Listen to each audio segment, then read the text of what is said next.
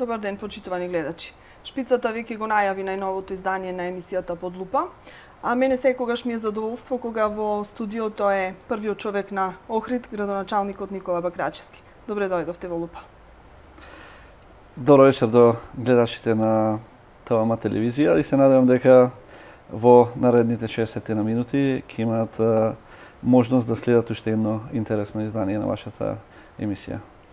Никола Бакрачевски, 2 години градоначалник на Охрид, со сите позитивни и негативни страни што ги носи оваа функција. Неодамна излеговте со отчет пред граѓаните за сработеното и еве дел од тој отчет накратко овде во Лупа за пошироката јавност, и охридска, и струшка, а и регионот кој што не следи. Добро, веројатно гледачите од Охрид и од Струга, можеби пошироката околина, во неколкуте наши настапи на медиумите, во прилозите кои излегува во порталите и на нашите пресконференции, било да сум тоа јас или некој од службите на локалната самоуправа, има можност да се сретнат со сето она што ние како отчет го изложивме пред нашите граѓани за она што ние работевме во изминатите 2 години.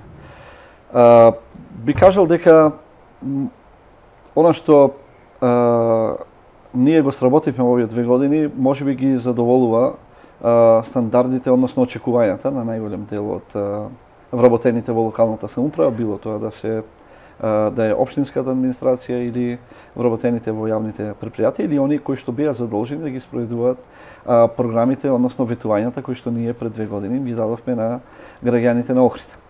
Ако мене лично ме прашате, јас нема да бидам скромен и ќе кажам дека сум задоволен од она што го постигнавме со оглед на ситуацијата, односно состојбата која што ние ја наследивме, а која што беше многу полоша од она што ние очекувавме да најдеме во локалната самоуправа. Од тие причини ќе кажам дека за само 2 години успеавме да извршиме некоја финансиска стабилизација во работењето на општина Охрид, она што веројатно граѓаните најмногу ги засега и она од што пак ќе зависат и идните активности не само на ова локална самоуправа, туку и на новите состави на локална самоуправа кои ќе дојдат во иднина. Затоа што ако финансиската ситуација не е стабилна, ако вие и понатака генерирате долгови или ако понатака стигаат извршни судски решенија кои што ја блокираат сметката и на општината и на јавните предпријатија, не можете да очекувате дека плановите или програмите кои што вие сте ги ветиле на граѓаните ќе бидат 100% исполнети. Меѓутоа, пак ќе кажам, за само период од 2 години успеавме да вратиме нешто повеќе од 8 милиони евра стари и нови обврски по сите основи. Значи, затоа што реков дека структурата на долгот во општина Охрид е составена од повеќе обврски кои што произлегуваат од различни извори, да кажем на задолжувања во минатите години и обврски кои што нормално се создаваат тековно заради исполнување на програмите на разни сектори и одделени и од локалната самоуправа и од јавните предпријатија. Значи, за 2 години исплатени се повеќе од 8 милиони евра, стари и нови обврски по сите основи и вкупниот долг е намален за нешто повеќе од 3 милиони евра. И тоа е прво намалување на долгот после период од 15 на година во кој што имаме експоненцијален раст на вкупната сума на долгови или задолжување на општина Охрид и ова е, значи, за прв пат долговите не само што не растат или не остануваат исти, туку за прв пат долговите во општина Охрид се намалуваат. Значи, низ еден подолг временски период зборувам за период од 2 години. Сето тоа ни создаде можност да стекнеме доверба кај оние кои што соработуваат со општина Охрид, кај доверителите, со оглед на тоа што дел од старите долгови беа редовно сервисирани, она како што ние, значи, сме се договориле со доверителите, на кои што идовме на разбирање од нивна страна, значи сепак за да ги сервисирате долговите треба соработка од двете страни. Значи секако дека нас ни одговара една динамика на исплата на долговите, меѓутоа не значи дека истата таа динамика им одговара и на доверителите. Можам уште еднаш да кажам дека најдовме со најголем дел од нив заеднички јазик и за сега се држиме до она што ние им го ветивме нив, како резултат на тоа доаѓа и нивната доверба во локалните институции. Тие почнуваат веќе повторно да соработуваат со локалната самоуправа, повторно се јавуваат како добитници на јавни набавки, на тендери, повторно значи се остварува некоја долготрајно значи запуштена соработка со некој од нив заради изгубената доверба која имаат од причини што долги години наназад не им беа исплатувани обврските. Така да можам да кажам дека сум задоволен до она што го постигнавме. Значи и во делот на финансиската стабилизација, меѓутоа и во сите пори на живеењето и сето она што ги сето она што значи неопходна потреба на граѓаните на Охрид, кое што треба да биде задоволено како сервис од локалната самоуправа. Значи и во делот на инфраструктурата, и во делот на образованието, на спортот, на културата и сето она што значи секојдневно живење во Охрид.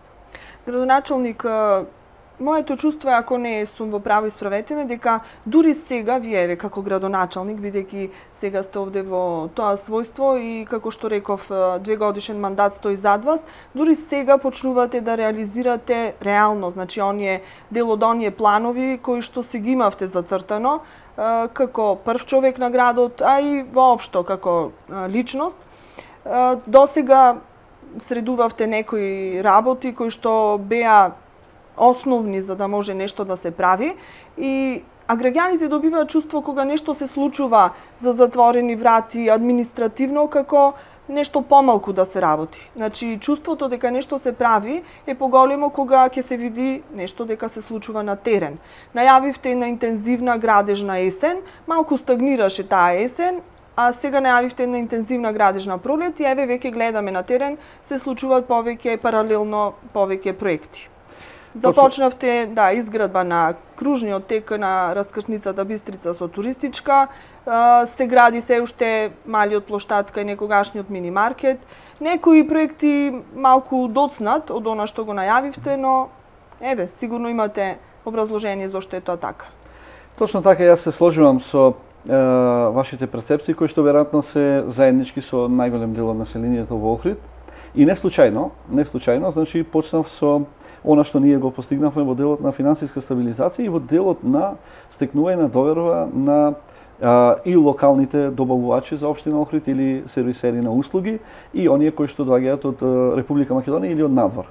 Значи многу е важно, имавме еден интензивен период на враќање на довербата, затоа што вие можете да предвидите многу проекти, многу програми и да ги обезбедите парите. Меѓутоа, ако немате доверба во комитетите, односно во оние со кои што вие мора да соработувате во делот на реализација на проектите, тешко тоа се спроведува. Првата година ни беше година во која што ние вложивме максимални напори, значи со ангажирање на голем број на експерти, не само од локалната самоуправа и на однадвор, пред се експерти од државните институции, меѓутоа и други наши пријатели кои што можеа да помогнат на било каков начин, на волонтерска основа се разбира, да изнајдеме стратегија за да ја стабилизираме финансиската состојба.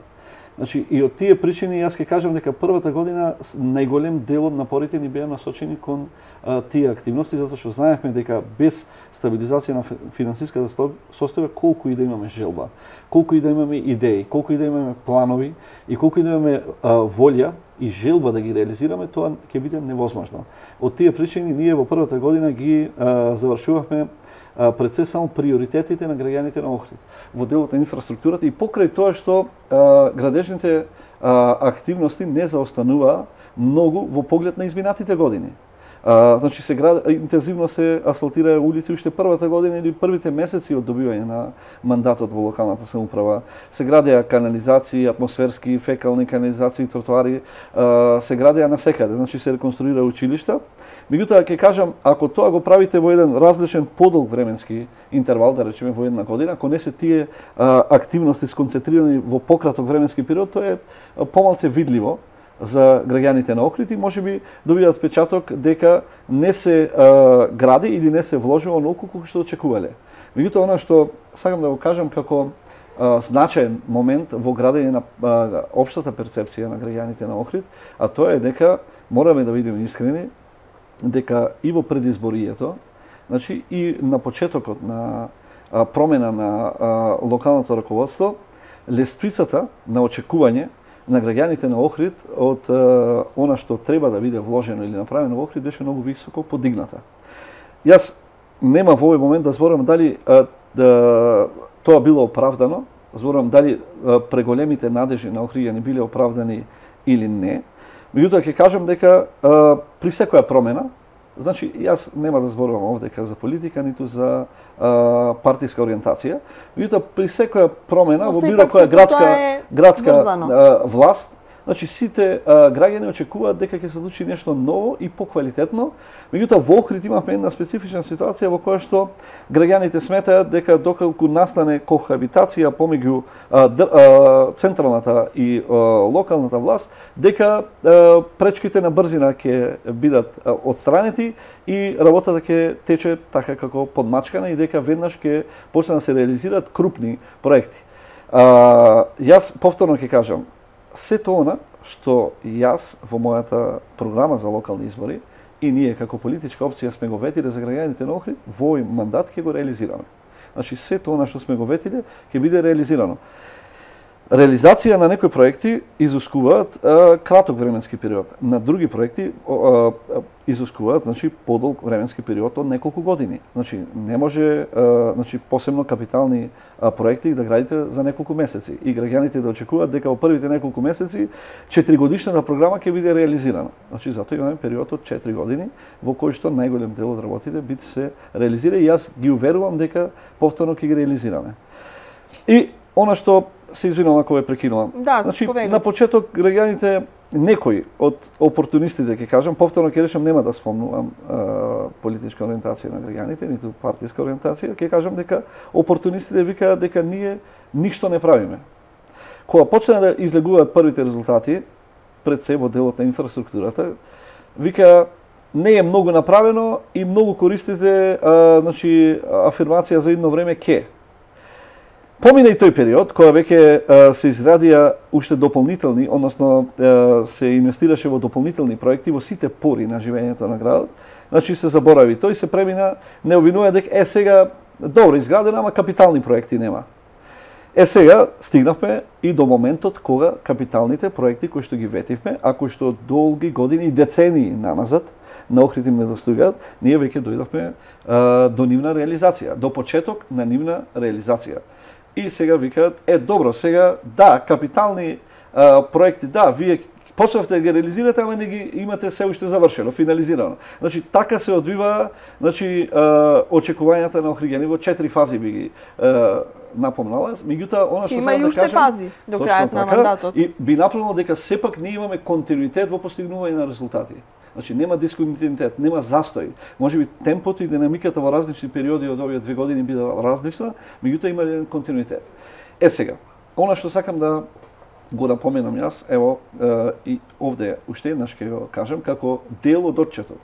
Значи покрај финансиската стабилизација и враќање на долговите кои што се дешава прв пат после многу години во Охрид, значи односно намалување на апсолутните долгови на општина Охрид, значи за прв пат имаме и вложување во инфраструктурата кои што со компарација на показатели од период од 2 години, од било кој период, последователни 2 години, од било кој период во последните 20 години, покажуваат дека имаме најголеми вложувања во инфраструктурата. Значи, тоа не се работи кои што јас сега со еден политички маркетинг или можеби со промоција тука во вашата емисија, само ќе напоменам пред граѓаните дека сме направиле, туку се тоа реални бројки и факти кои што било кој се сомнева во моје изјаснување и во отчетот може да ги провери во локалните институции. Значи, имаме најекстензивни вложувања во инфраструктурата во било кој последователни 2 години. Значи, јас не велам не, имало периоди од 6 месеци, од 1 година кои што биле подобри во изминатиот период од неколку години, 15 на 20 години насам. Меѓутоа, ако земете период од последователни 2 години, значи сигурно дека овие се најдобрите последователни 2 години последните 20 години. Значи во делот на вложување во инфраструктурата, што подразбира значи асфалтирање на улици, патишта, сокачина, градба на тротоари, фекална канализација, атмосферска канализација, водоводни мрежи, реконструкција на школи, отворање на градинки во посебни услови, вложување во социјалната програма во општина Охрид и сето она што значи вложување во спортот, во културата и општото живење на граѓаните во Охрид. Сега, она што затоа реков, кога велам дека многу високо беше подигната лествицата на очекувањата на Охрид, тоа се однесува на големите проекти. Така. Тоа сакам да кажам, за некого секогаш е тоа така, за некого она што е многу, за друг е малку и обратно. Знаете што, мислам дека право граѓаните да очекуваат многу. Да. Знаете што мислам дека тоа дојде и самиот тоа го потенциравте пред малку, од таму што од иста опција сте, значи партиска, со централната власт и очекувањата на граѓаните беа многу високи. Ве прашувам и очекувам искрен одговор, како и секогаш, каква е соработката со централата, затоа што се слушна разноразни муабети, дека соработката не е на она ниво на кое што очекувавме да биде. Од друга страна дека имаме солидна соработка, велат дека многу министри не видовме во досегашниот ваш мандат да се прошетат низ градот, премиерот еднаш или два пати само го посети кабинетот. Која е вистината? Јас ќе бидам искрен со вас, како и што секогаш сум искрен со граѓаните на Охрид. Значи, соработката со државните институции е одлична.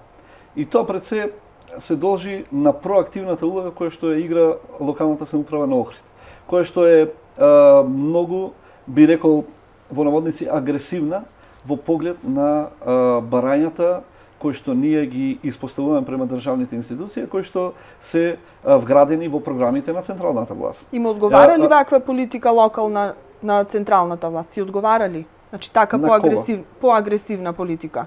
Па, знаете што, кога велам дека агресивна политика, тоа подразбира дека нашите служби, било да се тоа, значи, служби во општинската администрација или јавните предпријатија, кога ќе се договори или кога ќе се усвои програма на било кое министерство, кој се однесува на реализација на активности во Охрид, значи се доста агресивни во делот на алармирање на стручните служби на министерствата, поднесување на времено на документација, барање да се вратат согласностите или да се турне работата побрзо да оди во министерствата, онаму каде што се надлежни за реализација на некои проекти, значи постојано комуникација со нив, постојана комуникација, значи патување во Скопје, онаму каде што службите треба поадекватно и побрзо да одговорат на нашите барања, а кои се инкорпорирани во нивните програми. И ние тоа го правиме, повторно ќе кажам, можете активно и можете агресивно. И тука нема да се промени. Тоа е мојот стил на работа, кој што јас им го пренесувам и на моите раководители, и на сектори, и на оделенија, меѓутоа и на директорите на јавните предпријатија. Дали може да го следат вашиот чекор, затоа што многу пати, ради тоа темпо што им се наметнува, некои служби не се подготвени да го пратат, се дават некои изјави и некои рокови кои што не може да се испочитуваат понатаму. Точно е така. И тука ќе бидам искрен дека има одредени рокови кои што не се испочитувале онака како што сме договориле. И точно е дека кај некои служби се јавува, да кажам, можеби недоволна, нема да кажам мотивираност, меѓутоа недоволна посветеност кон она што сме дали како временска рамка. И секако дека во овој период од 2 години имавме многу тешкоти. Јас мора да го спомнам тоа дека наследивме многу инертна администрација. Јас нема да зборувам дека таа администрација е, да кажем, нестручна или можеби професионално неоспособена. Меѓутоа, факт е и сите охријани го делеа она мислење кој што јас го кажувам овде, дека беше многу инертна и во голема, би рекол, доза неодговорна во одредени области. И сега во овој период од 2 години, значи покрај наметнатото силно темпо и интензивно темпо на работа, значи и на спроведување на програми и активности, значи се наметна и проблемот од мотивирање на администрацијата, нејзино стручно оспособување, воведување на нови принципи на работа, на нови алгоритми, нови процеси, листа на процеси на работа, на нова документација за интерна кореспонденција која што е обврзувачка и со рокови, и со одговорности, и со опис и попис на работните места, кој што е многу поагресивна отколку тоа што било изминатите години, изминатите локални раководства кои да биле во изминатите 20 години. И секако дека не е многу лесно да вработените во локалната самоуправа ги променат навиките. Се прилагодувате ли вие на нив или тие на вас? За жал мора и јас да се прилагодувам во одредени сегменти и јас мора да се прилагодувам на нив. Знаете што, водењето на локалната самоуправа, како и водењето на било која институција, било да е јавна или приватна, подразбира тимска работа. Во таа тимска работа, значи, секој мора да се прилагоди на секого, меѓутоа, во насока на реализација на програмите кои што биле, значи, дефинирани. Значи, вклучително и временските рамки на исполнување на тие програми и на тие планови или стратегии. Така да, секогаш мора да функционираат за жал некој пат и механизмите на казни и награди на вработените во општинската администрација, бидејќи на крај граѓаните на крај па да бидам искрен, значи да се има веројатно повеќе се санкционира, меѓутоа не се тие некои Бог знае колкави санкции или драстични санкции. Санкциите се во насока да општинската администрација свати дека од реализацијата на програмите ќе зависи и нивното остварување, а пред се и пред обезбедувањето на она што значи и плата за нив.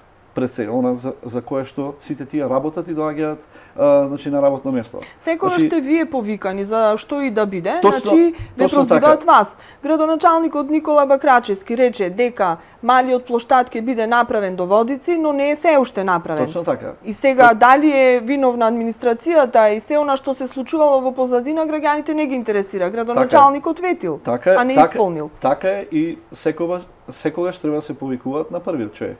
И јас потполно ги разбирам и веројатно и јас кога би размислувал за некоја друга институција, секој пат би се повикувал за првиот човек.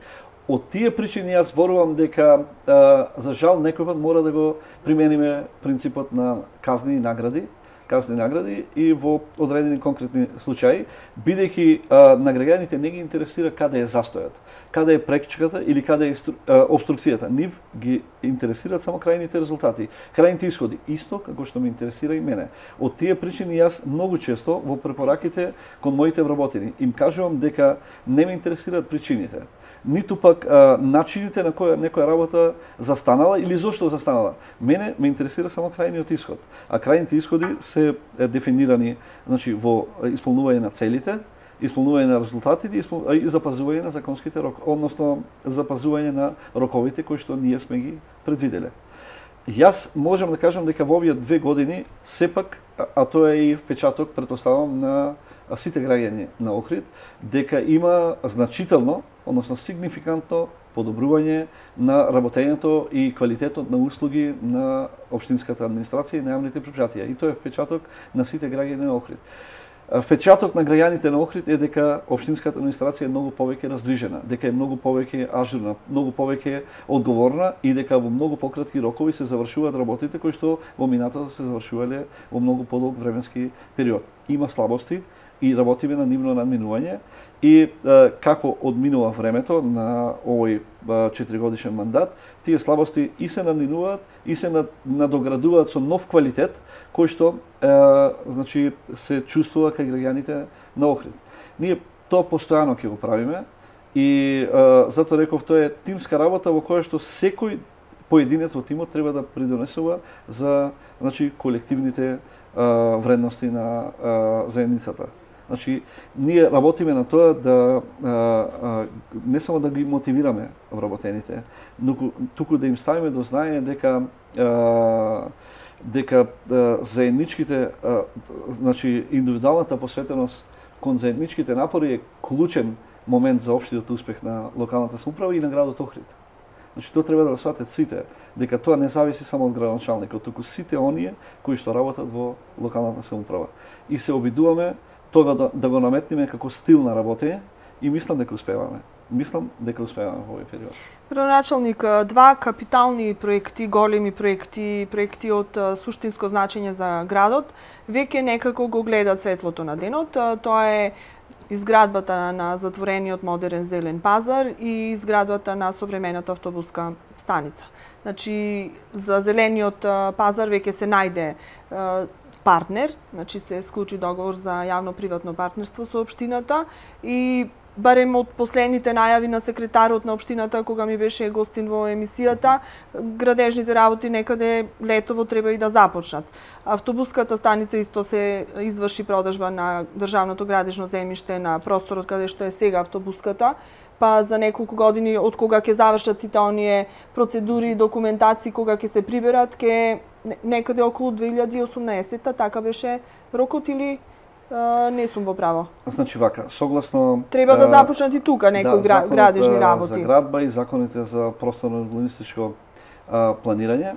Значи обврска на најповолниот понудувач е во рок од 30 дена да изврши солемнизација на договорот после неговото потпишување, во рок од 1 година да биде прибавено одобрение за градба и во рок од 2 до 4 години да биде комплетно реализиран проектот. Ќе се навратам прво на нашите ветувања. За да може да се создадат услови за реализација на овие крупни проекти, во кои спаѓаат, значи покриениот зелен пазар, современа автобуска станица, пензионерски дом или дом за стари лица, катна гаража и затворениот олимписки базен, кој би требало да се гради со средства на владата на Република Македонија, односно Агенцијата за спорт и млади, предходеше процес на подготовка на не само на урбанистичко планска документација, туку и на следување на имотно-правните односи за жал. Значи, ние се стекнавме со проблем многу сериозен проблем во кој што и покрај тоа што ги имавме ветени проектите, голем дел од земјиштата нема решено имотно-правни односи. Покрај тоа, во овој период подготвувавме нови урбанистичко-плански документации, кои што подразбираат многу фази до нивна реализација. И потоа, како трета фаза, доаѓа изработка на физибилити студии за двата, значи за покриен зелен пазар. Добро, мислам за покриен зелен пазар, која значи водите постапка за јавно-приватно партнерство, со закон е дефинирана изработка на физибилити студија, од која што ќе произлезе, односно од која што ќе произлезе моделот кој што ќе е најприфатлив за градот Охрид, значи за пристапување на реализација на тој проект. Во конкретниот случај се работи за јавно-приватно партнерство со акционерското друштво Илинден од Струга. Значи, тоа е еден процес кој што бара многу време. Значи не малку, туку многу време. И ево, во овој период од 2 години успеавме да дојдеме до фаза да го потпишеме договорот, да најдеме партнер, значи и да пристапиме кон негова реализација.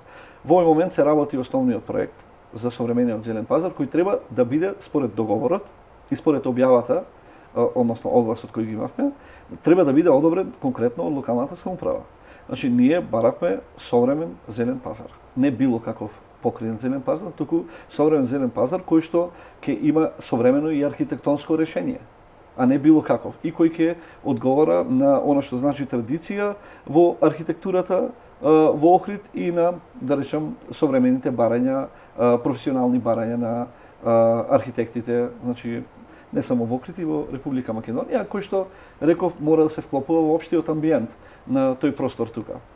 Сега и тука беше дискутабилно, значи, околу донесувањето на оваа одлука за градење на градскиот пазар со јавно-приватно партнерство, колку е тоа добро или лошо за општината, колку општината добива или губи. Значи, имаше простор за дискусија и многу се водеше дискусија на таа тема.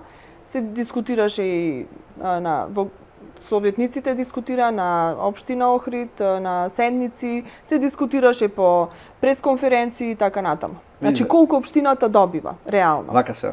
Затоа се прави физибилити студија од експертски куќи, кои што ќе ви кажат колку е изводлив проектот и која варијанта на изведување на проектот е најповолна. Од тие причини се прави таа физибилити студија, за да вие имате дефинирани насоки на кој начин да ја реализирате одредена значи ветена активност, односно одреден проект на кој начин да го реализирате.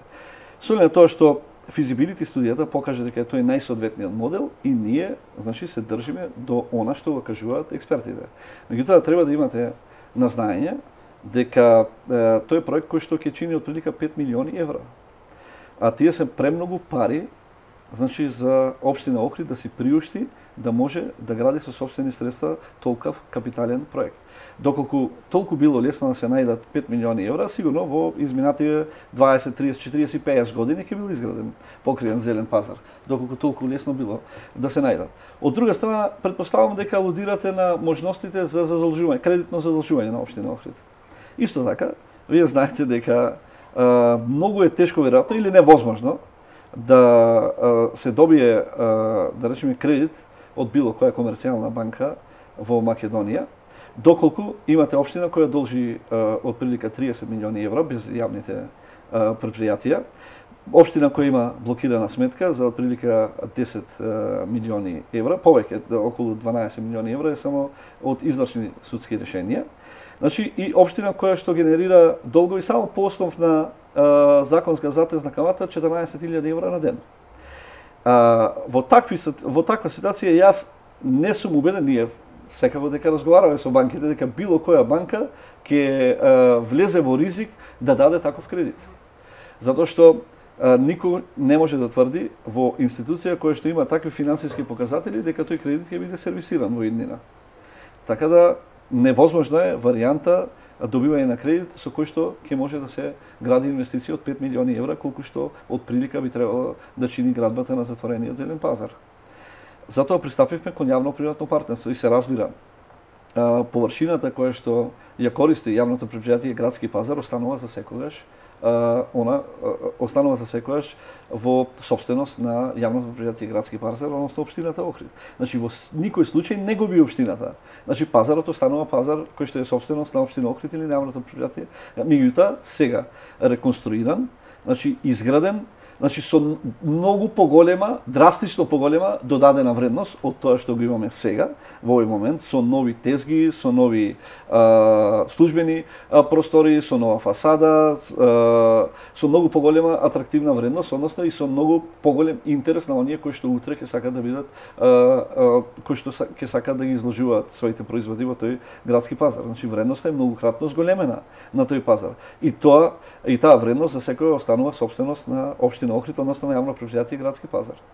Така да јас знам дека некои, да речем, политички партии има потреба од партиски популизам и добивање на политички поени. И тоа е нормално, и тоа е разбирливо, и разбирливо е да провејуваат и различните ставови во поглед на реализација, начините на реализација на одредена инвестиција. И добро да се дискутира за тоа. Дел од нив можеби не се понесени од фактот на политички популизам или партиски популизам, некои навистина искрено го мислат тоа и сакаат да биде на друг начин реализирано, меѓутоа претпоставам дека не располагаат со доволно информации околу финансиското задолжување на општина Охрид и начините на реализација на кредитно задолжување или лимитите или ограничувањата кои што во овој момент ги има општина Охрид за да се дојде до можност за кредитно задолжување.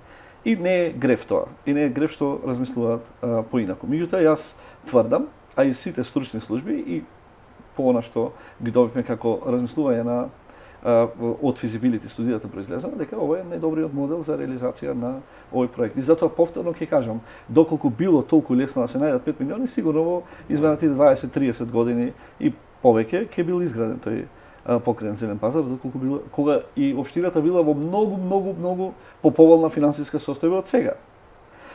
Градоначалник, за автобуската малку подоцна, само ова сакам да разјасниме. Го спомнавте името на акционерското друштво Илинден од Струга и се појавува во реализација на повеќе проекти кои што моментално се случуваат во градов. Значи во изградбата, значи приватен партнер во изградбата на затворениот градски пазар, се јавува исто така како изведувач на работите на улицата Питугули, во изградбата на кружниот тек, значи случајно или намерно се бира токму ова фирма, затоа што ова име се споменуваше и во претходната постава на локалната власт и мислам дека на ова акционерско друштво општината многу и должи.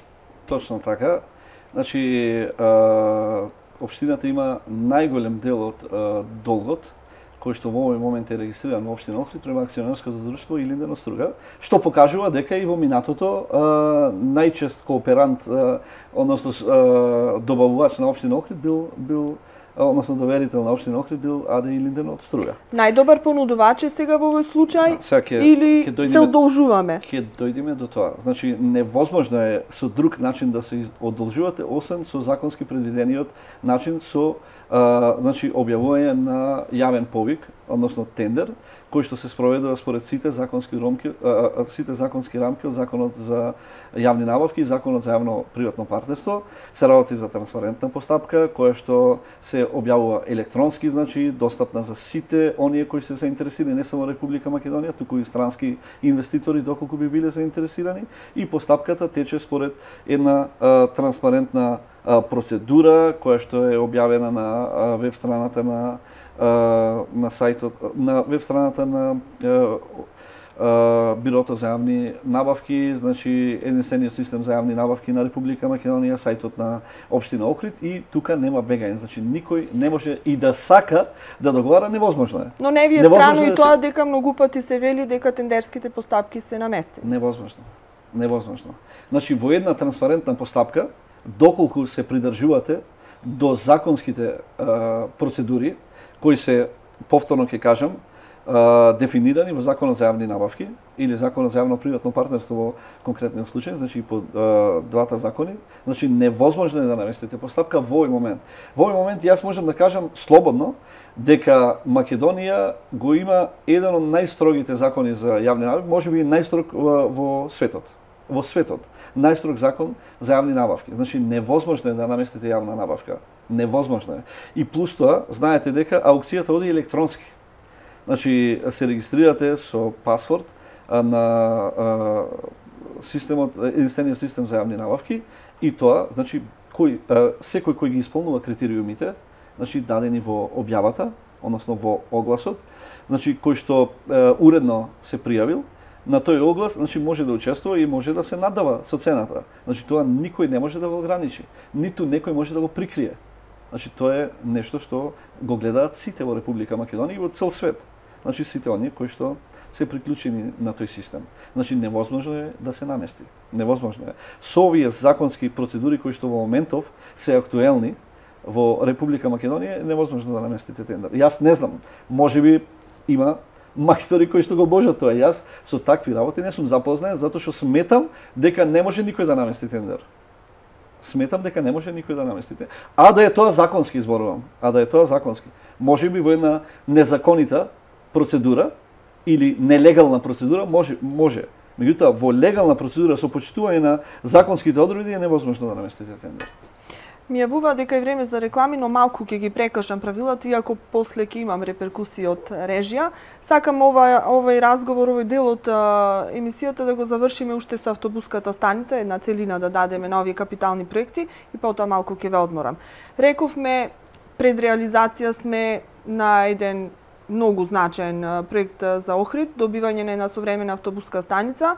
Имавме продажба на државното градишно земјиште, дел од средствата веќе легна на сметката на општина Охрид, другиот дел треба во текот на јуни да легнат. И што со тие средства? Вие рековте ќе бидат наменети за некои комунални зафати, на што опозиционерите во Советот се побунија, зошто со нив не се прават некои капитални проекти? Добро. Мислам дека ви одговори во изјава претходните денови, меѓутоа ќе одговорам и сега. Прво ќе почнам со... Рековме ова се за пошироката јавност. Точно така, со претходната точка, само изоставив да кажам дека градежните работи на изведба на затворениот Зелен пазар ќе почнат летово, онака како што нагласивте и вие. Според кажувањата на инвеститорот, во август месец, значи ќе почнат дефинитивно градежните работи за изградба на затворен Зелен пазар. Одиме на автобуската станица. Ќе ве коригирам само дека не дел од средствата, туку сите средства кои што треба да бидат уплатени на сметка на општина Охрид се веќе доспеани на жиросметка на општина Охрид и целокупната сума за откуп на градежното неизградено земјиште со намена за изградба на автобуска станица се веќе легнати на жиросметка на Тоа беше изјава сега неодамна на дека само дел од средствата се легнати, можеби во меѓувреме или веќе и тогаш беа целокупните. Сега е веќе целокупната сума на средства, значи на два пати најповолниот понудувач, во конкретниот случај Делфина Турс, значи ги уплати средствата и сега значи има отприлика, мислам дека од минатиот петок, од пред една недела се целокупната сума е веќе легната на сметка на општина Охрид. Сега ќе дојдеме на искористувањето на тие средства. Повторно ќе кажам, јас не го сметам за греф или грешка размислувањето на други луѓе или на опозицијата кои сметаат дека средствата би можело да се искористат за профитабилни проекти или развојни проекти. Точно така. И ние би сакале да е така. Меѓутоа повторно доаѓаме до она што значат лимитирање на финансиското работење на општина Охрид. Повторно ќе кажам, и не случајно некој смета дека тоа го повторувам за да јас на некој начин можеби имам некој оправдување за продолжување на роковите во реализација на одредени проекти. Не. Значи за да средствата кои што легнуваат на сметка на општина Охрид се лимитирани во делот на плаќањата со одредена судска рамка. Значи доколку еден правен субјект, во конкретниот случај општина Охрид, има блокирана сметка по основ на извршени судски решенија. Општината, за да може да работи, поднесува барање до судот, во кој што судот ќе одреди лимит под кој што не може да бидат искористувани средства од жиросметката, односно да бидат повлекувани сметка средства од страна на извршителите од општина Охрид. Значи, кога ќе имате вие прилив на средства, значи вие во тековниот месец може да ја трошите средства онолку колку што изнесува судската рамка. Вие не можете да ги чувате парите. Значи средствата не можете да ги чувате за да ги пренасочувате во наредниот месец, па во некој трет, па четврт, па петти месец. Значи вие морате да ги искористувате до висина на судски одредениот лимит. Ние би сакале да е така. Кој не би сакал да тие средства кои што ние наеднаш ќе ги добиеме од било кој, значи доверител, во конкретниот случај за продажба на градежно неизградено земјиште, значи да ги чуваме за некои проекти кои што ние сме ги предвиделе. Меѓутоа, ние сме лимитирани со судски лимит. Значи ние можеме да ги искористуваме во тековниот месец, значи до судскиот лимит кој што ни е одреден. Ако ние тие средства ги префалиме во наредниот месец, да кажеме 30 на милиони денари. И средствата кои што ќе пристигнат по основ на собирање на приходите по разни основи во општина Охрид, се надминува судскиот лимит. Секој денар надминување на судскиот лимит оди на извршување. Значи, тие средства веднаш ќе ви бидат одземени од страна на извршителите. Значи, вие не можете ги резервирате тие средства. Значи, тоа е дефинирано со Законот за финансиско работење и трезорско работење на Република Македонија. Значи, невозможно е да ги чувате тие средства за проекти кои што вие сакате да ги реализирате. Ова значи дека општина Охрид уште многу долго не ќе може да реализира развојни проекти? Не, ние реализираме и сега развојни проекти, ама во рамките на дозволените финансиски средства кои што ги одредил сумот. Тие се мали. Па добро, релативно мали. Не би рекол дека се мали, меѓутоа, значи колку е ви одредил судот ако не е тајна? 50 милиони денари. Меѓутоа, сумата на приходи, односно приходите кои што општина Охрид значи ги собира во текот на еден месец се варијабилна категорија. Значи во различни периоди од годината собираме различни приходи.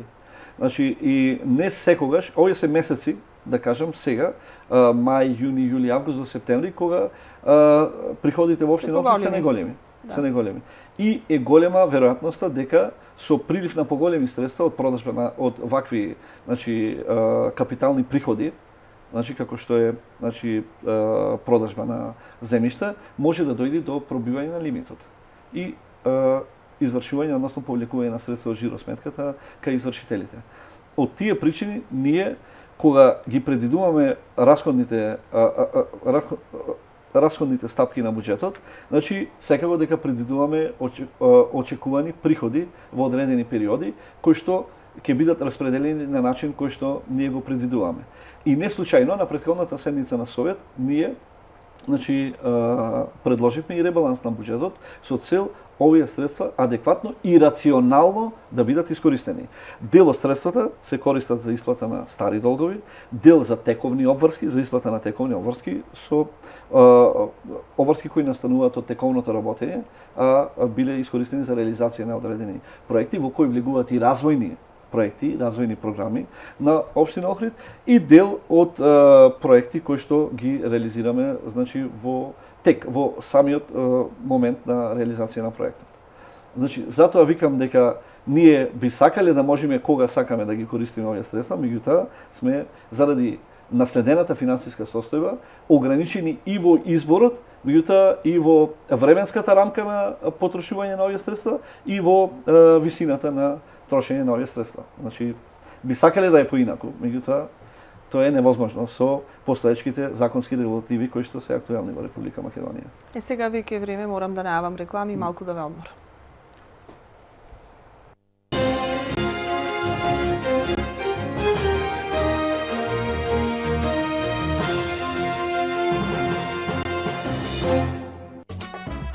Осмоодделенци.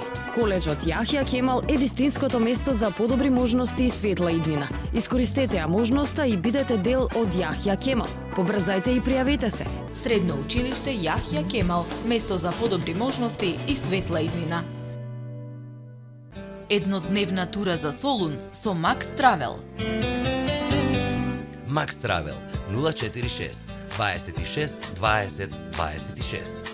Престанете да сонувате, почнете да живеете. Почитувани патници, добре дојдовте на аеродромот Александар Велики. Посакуваме пријатен престој во Македонија.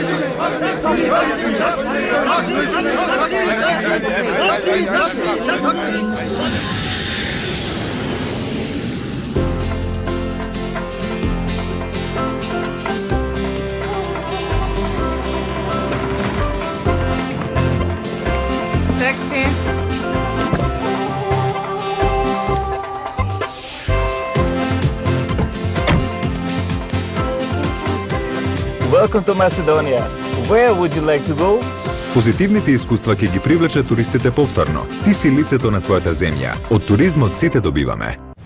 Сите имаме различни соништа и потреби. Сега можеме да ги оствариме и да ги заштитиме на исто место и во исто време. Со кеш кредитот на Охридска банка добивате плюс кредитно животно осигурување, фиксна каматна стапка од 5,75% за првата година, без административни трошоци. Кеш кредит плюс осигурување. Охридска банка, дел од групацијата Societe Generale. Продажба на големо на алуминиумски и ПВЦ профили, Вајси и Ноутик алуминиумски профили за огради и оков за изведување. Селџан Компани, индустријска зона Плитишта Струга, телефон 075 443 438. Батка, а да частиш едно кафе? Што не кажеш бе, одба.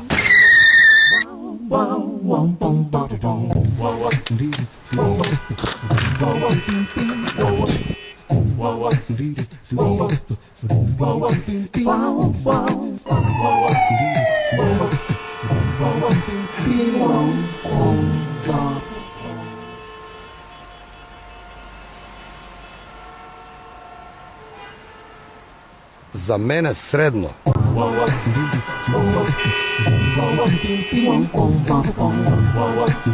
Во секое време, на секое место. Кафе Пела. Ектодизел ја зголемува ефикасноста на моторот, давајќи му сила дури на непроодните планини. Ектодизел, навикни се да бидеш посилен. Порше го избра Ектодизел од Лукоил. Со секоја нова лажица Вегета ги отворам највкусните кулинарски приказни. Само со Вегета моето јадење има одличен вкус. Со Вегета подобро се јаде. Подравка.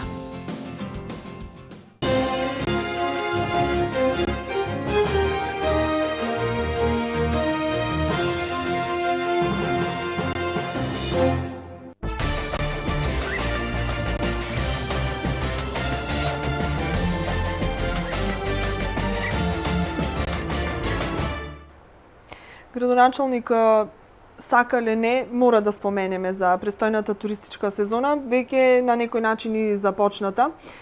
Искрено ви кажам, јас лично, а и некои експерти од областа на туризмот очекувавме така добра туристичка сезона, барем така започна и како што велат по утрото денот се познава, но некако работите се сменаа во последниот период со актуелните случувања во државата, кои што исто така мора да признаеме ќе имаат негативни реперкусии врз сезоната која што е пред нас и врз одлуката на туристите да го поминат одморот токму кај нас во Охрита и во нашата држава.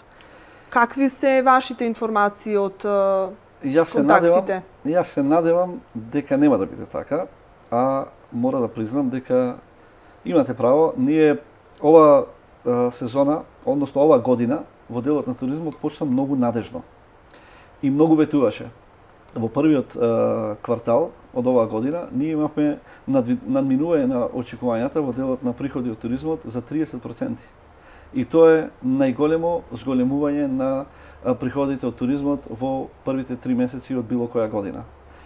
Во текот на април и реков првите денови од мај, значи имавме повторно наплив на голем број на туристи. Знаете дека и празникот Богојавление Водици и неколку викенди после тоа, великденските празници и првомајските празници поминаа со рекорден број на посетители, и странски и домашни. И тоа беше податок кој ветуваше многу. Значи, мора да бидеме искрени дека долго години назад не сме видели онолку гужви како за првомајските и за великденските празници. Ги имаше гости и од Република Македонија, и од соседството Србија, Бугарија, Албанија, Грција, имаше и од подалечните земји, значи и од Полска, од Израел, значи турски гости, значи ги имаше од секаде. И тоа ветуваше многу. Меѓутоа, мора да бидеме искрени и мора да се соочиме со реалноста дека нарушената безбедносна состојба веројатно ги поколева плановите на голем број на туроператори и туристички агенции, секако граѓани на Македонија или странски државјани кои што сакаат да патуваат. За сега, што е можеби среќна околност, се уште немаме масовни откажувања на предвидените, односно планираните аранжмани.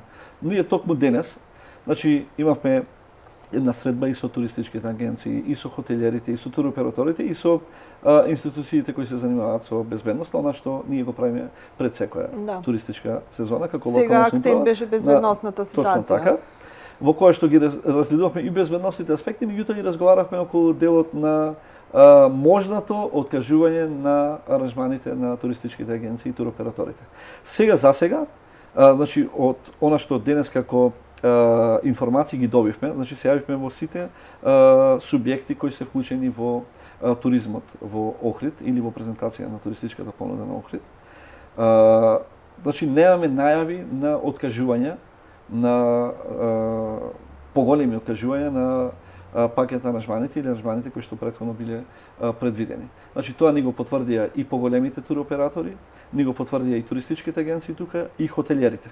Значи за сега нема. Меѓутоа, јас повторно ќе кажам, доколку не дојде до стабилизирање на политичката, на внатрешната политичка ситуација во Република Македонија, можно е да и за очекување е ваквите аранжмани во иднина и да се откажуваат. Меѓутоа, за среќа ќе кажам, во овој момент немаме поголеми откажувања на туристичките аранжмани за Охрид. Ниту моја интенција, ниту пак ваша беше на емисија да дадеме некаква политичка конотација, но за жал политиката е насекате навлезена во сите пори и функцијата градоначалник е во мала рака политичка функција и се ова што ни се случува и вие и вас лично ве тангира и градот и државата. И еден ваш коментар, бидејќи сте и член на извршниот комитет на ВМРО ДПМН, како ја оценувате целокупната ситуација во државава од безбедносен аспект, но и воопшто сите овие случувања, сите објавувања на сите тие бомби кои што секој ден ги слушаме, каде што се споменуваат многу имиња, меѓу кои што беше споменуван изборот за градоначалник и сето она што се случуваше околу таа трка за градоначалник и изборите кои што беа пред 2 години. Добро, почнам со општата политичка ситуација. Сигурно дека моите размислувања не се поинакви од размислувањата на сите оние кои што се вклучени во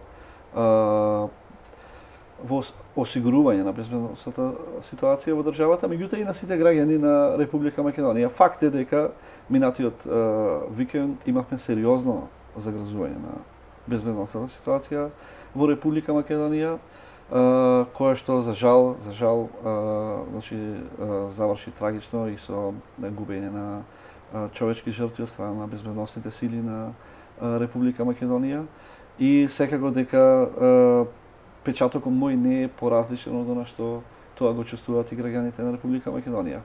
Можеби среќа во несреќа, во големата несреќа и трагедија која што се случи, повторно ќе кажам, со загубата на човечки животи и секако и предизвикување на материјални штети на локалното население кое што живееше на линијата на конфликтот.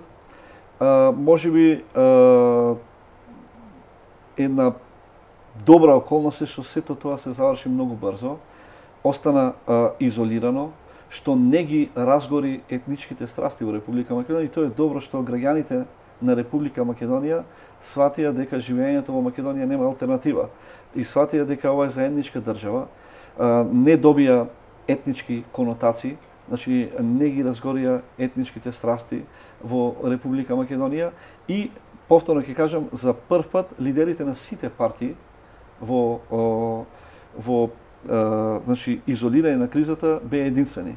Можеби прв пат ќе кажам, покажаа висока свест сите лидери на политички партии и успеа оваа криза да ја изолираат барем за сега. И повторно ќе кажам, и посебно различните етникуми во Република Македонија сватија дека сепак се работи за одметнати криминални структури кои што имаат поинакви намери, кои што немаат тло во етничките, односно меѓуетничките односи во Република Македонија, не добија поддршка во различните етнички структури во Република Македонија, и тоа е добро. Тоа е добро што за прв пат и народот во Република Македонија, без разлика на која етничка група му припаѓа, ја разбра поентата од заедничко живење тука. И народот во Република Македонија за прв пат стана единствен во делот на изолација на овие инциденти. За прв пат ние немавме етнички предрасуди во проценката и осудата на овие инциденти. За прв пат народот во Македонија значи беше единствен. И тоа е добро.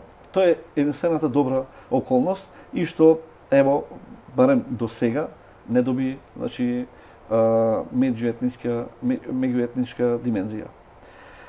Сега што се однесува до сето она што се случува на политичкото милие во Република Македонија, јас и неодамна пред отприлика 1 месец во своја изјава за медиумите кажав дека она што се случува како конфронтација меѓу двете најголеми политички партии во македонскиот блок, секако дека ќе мора да има правна разрешница. И јас сега и во овој момент, ако зборувам и како граѓанин на Република Македонија, и како граначалник, меѓутоа и како припадник на една политичка опција, односно на ВМРО-ДПМН или како член на извршниот комитет, и тогаш и сега ќе го кажам своето размислување, кое што ево како еден куриозитет не се разликува од размислувањето кое што го искажа и европските дипломати и амбасадорите на Европската унија и на Соединетите американски држави во Република Македонија. И тогаш го кажав и сега се поклопува со нивното размислување дека сепак сето она што како наводи ги слушаме, сега веќе не само од едната страна, туку и од другата страна протекоа информации, значи кои што се компрометирачки, меѓутоа повторно ќе кажам, ако се докаже дека содржината на тие информации, значи од две страни, значи кореспондира со реалноста, односно дека се тие вистините, ако се тие дел од една, ако се тие заокружуваат една структура во разговорите, значи една целина во разговорите, ако нема значи она што ние како политичка опција кажуваме, вадени од контекст, кратени материјали, составувани делови од разговори. Значи, ако тие се вистинити, ако тие понатака резултираат со незаконити или нелегални действија во пракса или во секојдневното живење, тогаш, значи, мора да има правна разврска и ови индици мора да бидат испитани. Значи, ние и како политичка опција постојано го застапуваме тоа. Значи, без разлика од која страна доаѓаат. Значи, и во делот на изворите на прислушување, и во делот на содржината на прислушувањата или на видеоматеријалите кои што излегуваат деновиве.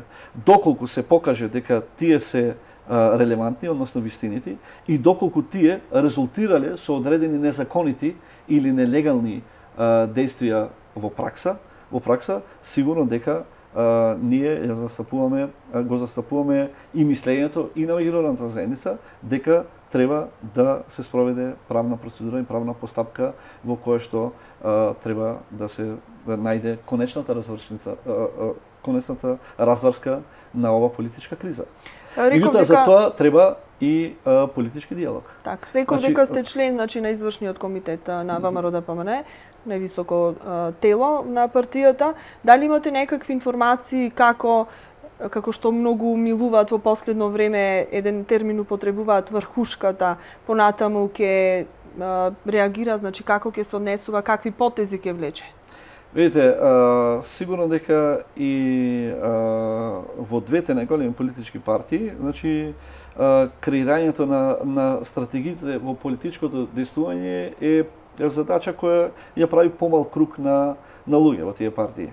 Меѓутоа, нашиот став како политичка партија е конзистентен и непроменлив во делот на разрешување на политичката криза.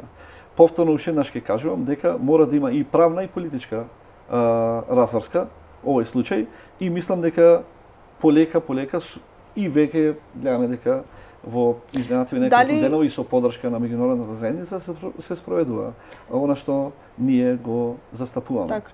Дали промената на дел од министрите во владата на Република Македонија од страна на премиерот, односно нивните оставки, неотповикливи оставки и нивната промена при тоа, значи на некој начин и признавање на оние разговори кои што ги слушавме во бомбите, кои што СДСМ континуирано ги Не, тоа значи чин на одговорност на оние кои што поднесоа оставка, се со цел. Но зошто одговорност, ако тоа не е дискутабилно дали е вистинито? Се со цел да нема сомнежи и се со цел да не нивната политичка функција и институционална значи позиција влие на судската постапка која што би била возможена во идниот период.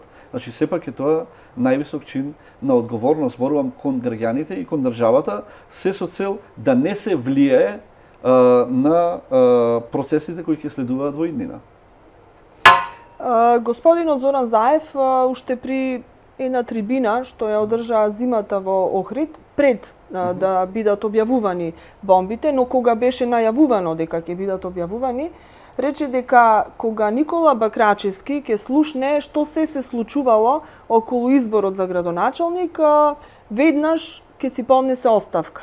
Значи тоа беше кажано зимата пред објавувањето на бомбите. Потоа слушнавме дел од некои разговори кои што биле водени непосредно пред изборите или за време на локалните избори.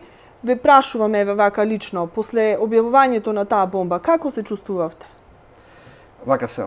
Јас, како и секој граѓанин на Република Македонија и како и секој обзирен човек, сигурно дека кога се појавуваат наводи за некое делегитимирање на институционалноста, во конкретниот случај локалната самоуправа или институцијата градоначалник, сигурно дека ми треба, значи, сериозен пристап кон тие наводи и секако дека треба да се соочите со тоа што се зборува. Значи не можете ад хок само да го отврдите или да кажам да го негирате без да бидат проверени фактите и аргументите. Од тие причини јас и во текот на овој разговор со вас го кажувам. Значи прво, тие наводи треба да се проверат дали се точни. и дали се вистините. И дали тие резултирале со некоја нелегална и незаконита активност во пракса, и ако резултирале, ако се докаже по судски пат да резултирале, дали влијаеле директно на изборниот резултат. Вие знаете дека за прв пат во историјата на Охрид разликата помеѓу првиот и вториот кандидат или меѓу двајцата кандидати во Охрид заврши со отприлика 8000 гласови. Нешто што во повеќе партискиот систем на Република Македонија и во историјата на локалните избори не се случило во Охрид да некој кандидат победи со 8000 разлика. Тоа е сепак преголема разлика за да некој со субјективни проценки или перцепции, значи ја оспори таа победа. Значи зборуваме за 8000 разлика. Не зборуваме за 100, за 200, за 300, за 500 или за 1000, зборуваме за 8000 разлика. Меѓутоа, она што сакам да кажам, јас во текот на предизборната кампања, значи и месеците пред тоа, пред да бидам кандидат за градоначалник, го чувствував поривот и енергијата на граѓаните на Охрид кои што очекуваат промени во овој град.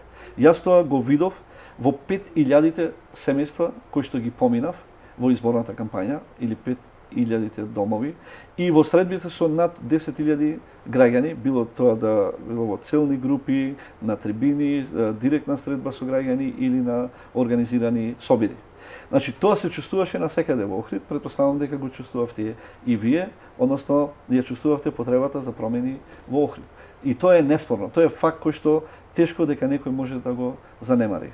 Така да, јас немам дилеми и околу наводите, значи јас повторно кажувам, доколку тие наводи се покажат дека се вистините, доколку резултирале, значи не само да се покаже дека се точни прислушуваните разговори и дека се дел, односно дека се одразуваат една целина во еден разговор, туку истите тие разговори, значи треба да резултираат со одредена нелегитимна, односно нелегална или незаконита активност на терен, која што пак активност на терен понатака ќе влијае на изборниот сигнификантно или значително на изборниот резултат да тој биде различен од оној кој што завршил.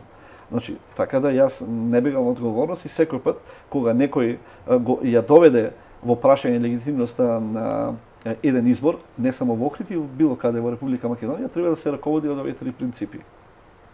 Градоначалник, довербата од граѓаните пред 2 години ја добивте, 2 години од вашиот мандат поминаа, остануваат уште 2, доколку немате намера и повторно да се кандидирате, но тоа ќе биде друг мандат. Значи, останува уште многу работа, уште многу проекти да се реализираат. Ние сме тука да ве следиме, кога има потреба конструктивно да искритикуваме, кога треба и да пофалиме. Тоа е целта, значи, на еден медиум. И ви благодарам и за ова учество во Лупа, за ова интервју и за овој отчет пред граѓаните. Благодарам и јас на вас за поканата и јас ќе бидам секој пат присутен на секоја покана ваша, ќе одговорам, ќе бидам тука да одговорам на прашањата кои што ги поставуваат граѓаните на она што значи рефлексија на нивните барања, на нивните потреби, на нивните проблеми пренесено преку вашиот медиум. Ќе бидам секогаш тука да се соочам со предизвиците на граѓаните на Охрид. Ни престојат, она како што кажавте, уште 2 години од мандатот во кој што се планирани најголем дел од активностите и проектите кои што ние ги ветивме пред 2 години за граѓаните на Охрид. Гледате дека во овој момент и ќе се согласите со мене и тоа е искрено дека во овој момент се одвиваат голем број на градежни активности на секаде во градот Охрид и тоа темпо ќе продолжи веднаш после летната сезона, значи од септември натака и во 2016 година, така да ни престојат 2 би рекол револуционерни години во Охрид, во делот на изградбата на Охрид, во делот на изградбата на инфраструктура, во делот на реализација на капиталните проекти кои што долго години Охријани ги чека и во делот на промотивните активности, маркетингот, афирмација на градот Охрид и во делот на спортот, културата, значи и секој дел од општественото живење во Охрид. Благодарам уште еднаш. Благодарам.